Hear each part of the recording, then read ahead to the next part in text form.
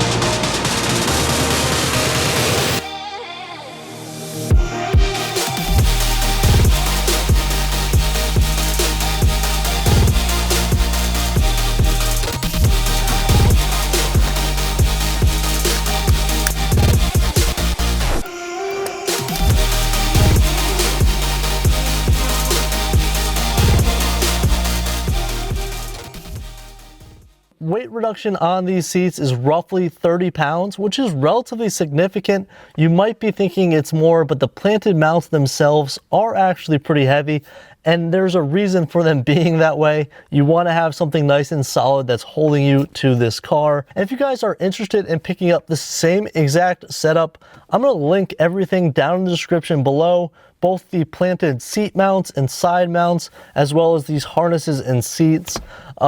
I think overall this is a great setup if you guys are going to be tracking your car and tracking it hard.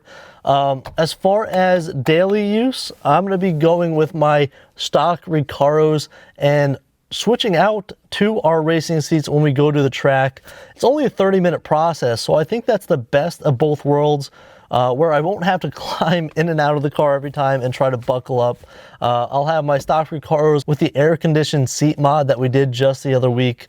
It's really going to fit the bill for my purpose. So that's going to go ahead and wrap up today's video. If you guys did like it, please make sure to like, comment, and subscribe, and stay tuned for more updates on our build as we build this into an absolute track monster. So that's going to go ahead and wrap up today's video. Thanks again for tuning in, and I'll see you guys in the next one. Peace out.